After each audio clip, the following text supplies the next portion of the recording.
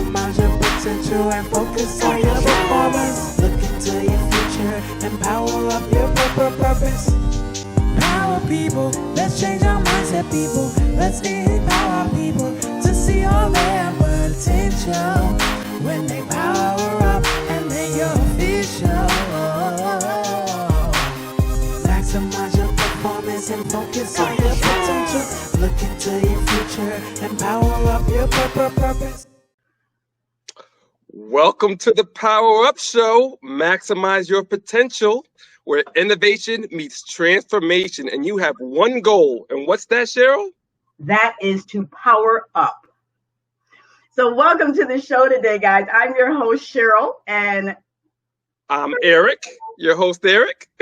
And we are so excited to be here on EM-Spire magazine, DreamSpireTV with you today, because we have a fabulous guest that's going to actually join us, Miss Stephanie Slocum. Stephanie is an architectural engineer as well as the founder of Engineer Rising. And so we're going to have an opportunity to chat with her about all things engineer related. So, and some of the other cool things that she's doing in addition to that. So join us right after this break.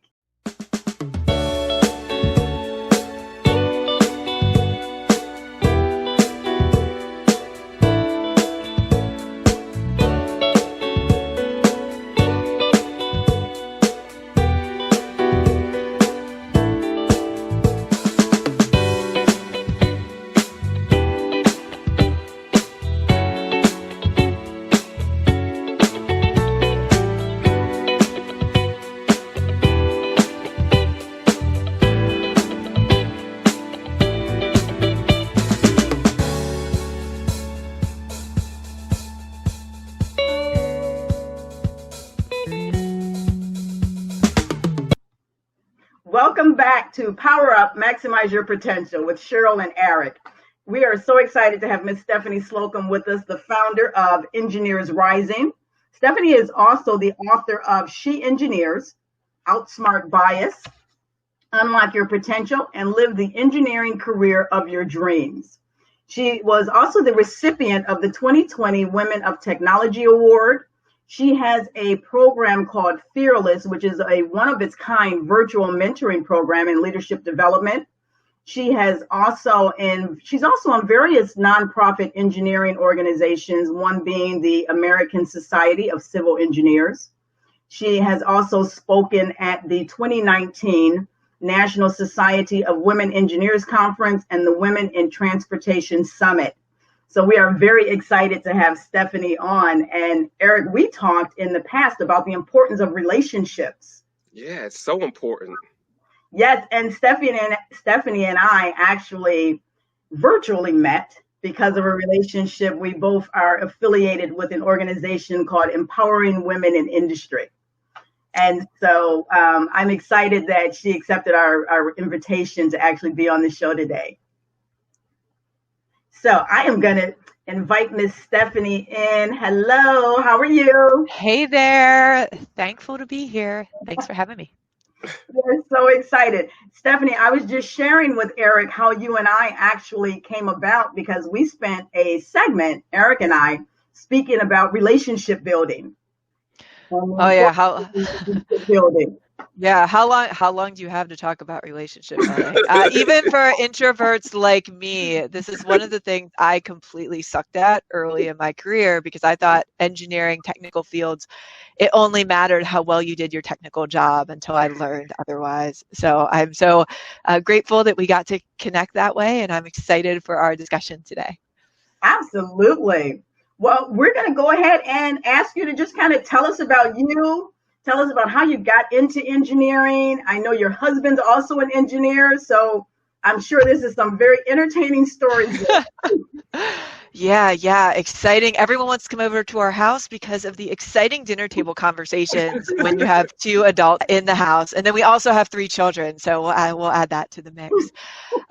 So for me, my journey to where I am today was really about starting completely almost disempowered and then getting to a place where I was powering up. And I'm excited to share some of those things, from my story, but also how everybody watching today can do that for themselves. But so I went into college. I was one of those people that changed majors a bunch of times. If you were waiting for the story of the little girl who was like, I always knew I wanted to be an engineer, this is not it. I looked around at like what sounded interesting, what I could do, and I found a major called architectural engineering, which is like art meets engineering, which for me was perfect. So I spent my time in engineering designing buildings, the parts of buildings that hold them up. And when I went into college, I felt like I was doing all the things people told me to do. I studied hard, I got good grades. And I thought that, it would be easy to find a job in engineering. It's easy to find a job in STEM. I feel like that's what I thought. Until I graduated right after 9/11 into that recession, which was kind of my first eye-opening experience to hunting for a job during like an economic downturn time. So I was able to find a job. And then when I went into that first job, I had the experience of there were only two of us in an entire department. So two of us, two women in an entire department of engineers. And I had a rude awakening in that I love to bake. I'm a baker. I have brownies. I'm a big chocolate brownie fan. So I took some brownies into the office one day, and one of the senior engineers, we had this like little area where we put the food. One of the senior engineers took a bite of these brownies, and they were really good brownies, don't get me wrong. But his comment was, he's like, this is why we need women in the engineering department. Wow. And Really? it was really, I wish I was making this up. And I have to say, like, I went on to work with him on a whole bunch of projects, engineering wise, like great guy. Like I don't, like we had a great working relationship, but I think that was the first time that it really came home to me that, wait a minute, like the technical stuff that I thought was going to launch my engineering career, getting really good at the technical stuff and focusing only on that. That's a part of it, but this whole like getting respect issue and figuring out how to do that was what was really going to power my engineering career. So fast forward a couple years, I had switched jobs a couple times, and I had started learning a lot of these non-technical things you need to be able to influence and impact your work environment. And I was starting to mentor other people on them, and men also, but particularly women, because there are a lot of women in engineering who still are the only ones on their team or in the room. And so all of that eventually went into She Engineers, which is a book I actually started writing just as kind of like a side project to get all the things I had learned and was mentoring people down on paper so I could share it. And to be honest, I wasn't sure I was going to publish it because at the time, I wrote the book as a side project, working more than full-time hours for an engineering employer. I was still usually or often the only woman, and I was concerned about the backlash for publishing something like that in a time where at this point, like I was a primary client contact and all of that stuff. But I kept on coming back to this idea that if I can help one other person to not have to go through, because part of the mental head game this does on you is that you think there's something wrong with you. You think that the reason you're not seeing the career opportunities is because there's something about you that doesn't scream leader. And although I consider myself a very confident person, over time, I had kind of internalized this idea that I don't have agency in my own career. And I wanted other people to see that, yes, you do have agency. Yes, you have the ability to capture your own power and use your strengths, even though they're weird, to take your career up to the next level. So I published that book. We had like 1,000 downloads in the first week. I quickly got asked to go speak to different engineering groups. And 6 months after that book was published, I resigned from my engineering job to focus on inspiring and empowering women in engineering in their careers. That was 2 years ago, so that was 2018. And now I feel like I have the best job in the world. every day I get to hear stories of women who are like, yes, I am, I'm rocking my career. I'm struggling this, helping with them solve that.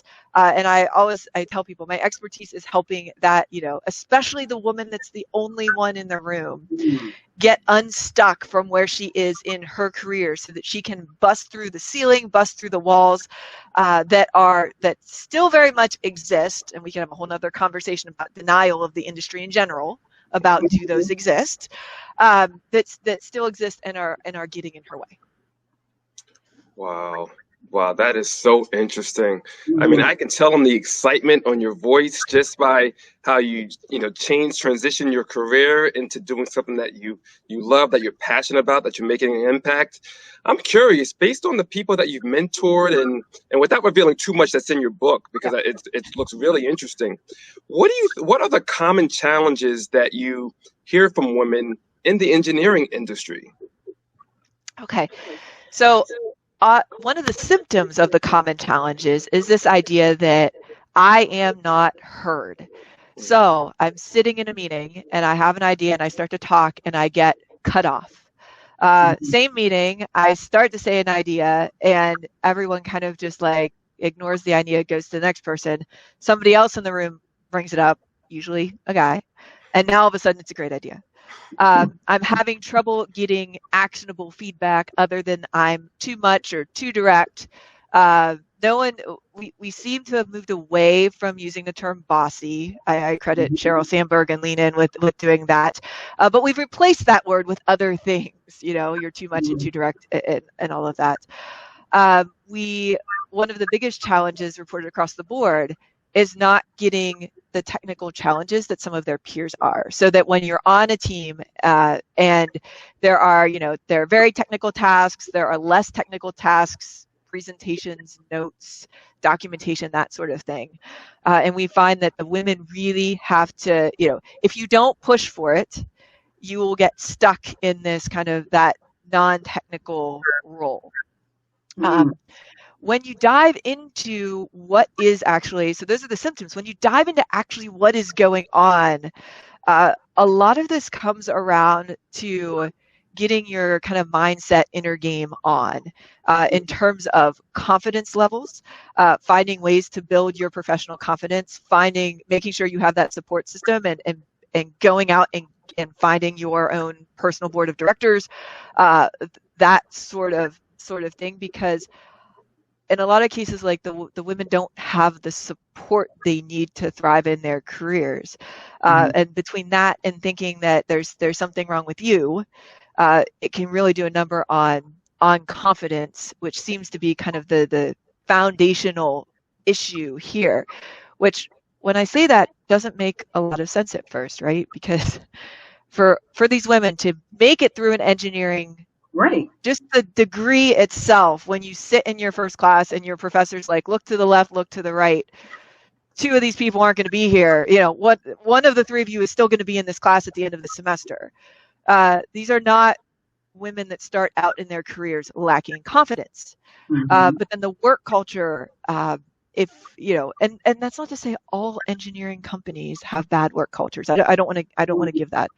But what we found is that if you do not kind of take charge of your own path, knowing what you want, advocating for yourself in terms of technical projects, in terms of being heard, in terms of getting the influence you need to have on the relationship side, and apparently I can't talk. If you aren't very mindful of doing that and very deliberately doing that, you become one of the 40% of women in engineering that drop out. 1 in 4 actually drop out after age 30. So let's think about that for a minute. They went through school, they worked in the field, and then they have all this experience. It's not that you can't say, oh, well, they're not interested in math and science. Like, that doesn't work. Statistically, they're not dropping out to have children. Like, that age group is having less children than any generation before them. It's a work culture issue that we haven't been able to solve yet. So that was a long answer to your short question. But I know there's a lot to unpack there. What do you want to talk about? Well, it's interesting because what you were talking about now was the retention. And I think that's so important because, to your point, if you've gone through this strenuous, when people think of engineers and they always go rocket science, that type of mindset, that's huge for you to spend your time to go through that program and then to get into a career and think, okay, I'm on a level playing field because we have the same knowledge. And yet you're not treated the same because you look differently. And so, you talked earlier, you and I were talking during the break about the challenges of advancing in a career and the retention rate. So if you can talk a little bit about that, because, I see this as a crossover. I mean, when we talk about confidence and we're talking about having a seat at the table, oftentimes that can be in general, right? You have all of the knowledge, you have the credentials, you've got the picture in the frame with your degree on it, and yet you still don't get that seat at the table. Yeah. And there's so much to unpack there as well as to what's happening here. Okay, so first I want to start out with let's do numbers. I'm an engineer, I'm a numbers person. So in the last 20 years, we have only improved the retention of women in engineering by 1%. So despite the fact that there's been a lot of media, and I'm going to call it almost feel-good media coverage on how are we going to encourage minorities and women in STEM and all these technical fields to be interested in it. And we have substantially increased the number of women that are going into these programs and graduating with degrees. Like we've moved the needle there. But on the retention side, we've done very little from an outcome perspective in terms of improving that. Okay, why does that even matter? Because you're like, okay, that's some numbers. So let me give you an example of this. Did you know that crash test dummies for cars, there was no requirements to actually test a woman's size and physical makeup for crash test dummies in cars until 2010. As a result of that, if you go look at the data, it turns out that women are much more likely to die in car crashes because they were always testing on the taller frames of men. And there are numerous other examples like that. This has very real consequences, both to people and to the products that come into the world. It has consequences onto the AI stuff as to what types of voices do they recognize? With the self-driving cars, am I going to recognize a shorter person versus a taller, bigger person? And so I feel like that is a very real consequence of this. Mm-hmm. And so back to the retention issue, and understanding that, so sure, there's some policy changes we can do, but it's also really important to be able to empower individual women to get into leadership roles, because what we know, I mean, there's a business case for this, but there's also more diverse leadership means that we have more innovation in the field as a whole, and that's not unique to engineering. It's across the board. But what I do is I help empower those individual women to kind of own their careers, own their paths, and really, focus on being heard so they can have the influence and impact they want to in the world, with the happy byproduct of that being that they can bust through those glass ceilings and the walls that they're running into, so they can get to where they want in their career. That's amazing. This is so amazing. Listen, we're going to take a short break and we're going to come back with Stephanie Slocum, and we're going to continue this conversation because it's too interesting.